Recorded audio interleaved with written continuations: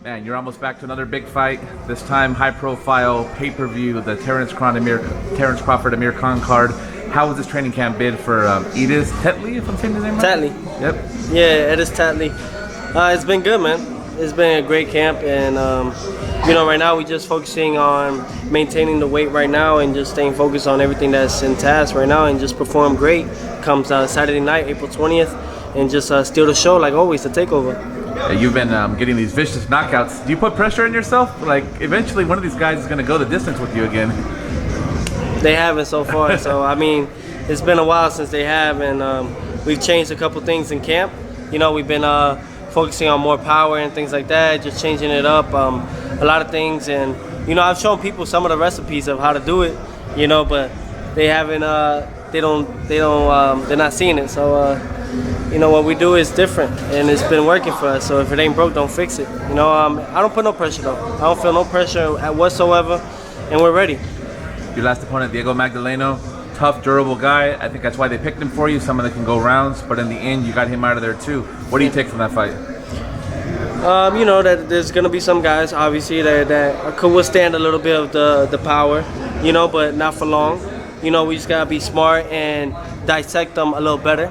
And that's what I learned from that fight, and that's what I was doing. I was picking my shots at the end and started dissecting them a little better than usual. And I finished them just the way I did, and I know I hurt him with the hook, but I decided to do it again. Now, Magdaleno also lives here in Vegas. There's a little bit of bad blood, you could say animosity before the fight. This fight coming up now, the guy's from Europe, Finland, I believe. Probably he doesn't hear from you, you don't hear from him. How is that different from you when there's not that kind of rivalry beforehand? I'm still going to kick his ass.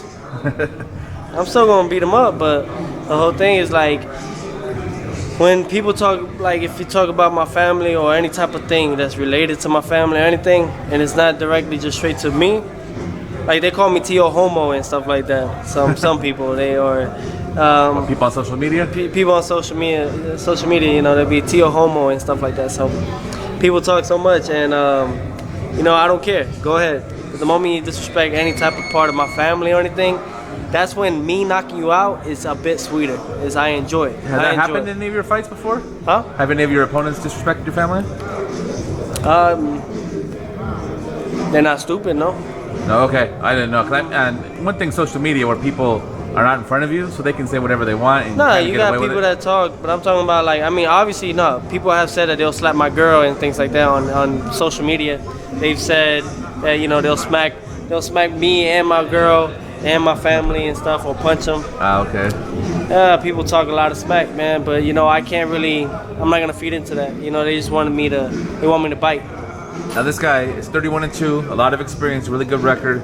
You get to win like you planned. You're 13-0. Where do you go from there? I know you've been asking for big fights. Hopefully, like I said, like they've been talking about, it's been in the works. July, we fight for the world title. This fight right here with Edis Tetley it was a 10-rounder. Now they bumped it up to a 12-rounder, and I think it's for the IBF title eliminator. So it could be for the title one of the title eliminators. Most likely it's the IBF, and then we can fight.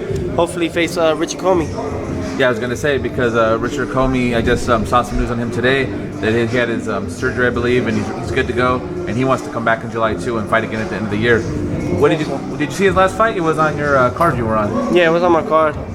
He fought before me, actually, and he was fighting some scrub. Some dude that was like 13-0 with 6 knockouts, and he was already ranked up in that high. I was like, they just grabbed somebody for him just to make him look good.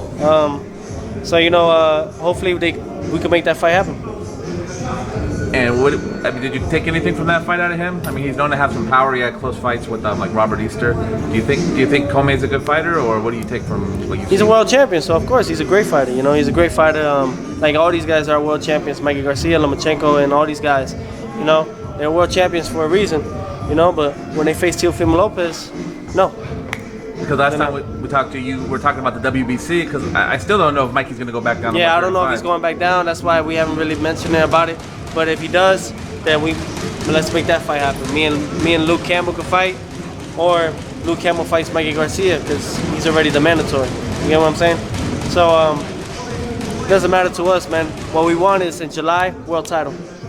And that would be what, in only 14 fights? Is that how you planned it before you turned pro? Did you think it would come that fast? Nah, If it does? I didn't. Honestly, I thought that you know, as long as I kept focused on everything, then it'll come. You know, but everything's coming so fast, you gotta adapt to it and just keep going. And what did you think of Mikey when he was fighting against Earl Spence? Did you see that? Horrible. It was horrible. Was it just the size, or was he too tentative because he was afraid of the power, or what do you think? Whatever it was just a horrible mismatch. Like, that was just a horrible fight. That was the first time I actually watched a full fight, and I was already falling asleep halfway through it. Yeah, and the commentators, oh my gosh. I tweeted it. Commentators are horrible. I don't know who was it that was commentating, but they were just horrible. They said Lennox Lewis was in it. I didn't even hear Lennox Lewis. I heard the other guy, Joe Goosen or something like that. Mm-hmm. The way the guy talks, it just sounds boring. Like, there was no type of excitement to bring the fight even that much better. Like, they were just here and there, they'll see a shot and then they'll talk a little bit. But it was just horrible commentating. That might have had something to do with the lack of Mikey really. It seemed like once he felt the power, he just was kind of hesitant to try to. He didn't want to get countered after that. He tried to, yeah. What Mikey was planning on doing was, you could tell he was just trying to set up for one of those shots. You know, to have Earl come in, and lure him in, and then pick him up. You know, and Earl was keeping his distance. Earl had a good game plan that fight, and you know, that better man won that night.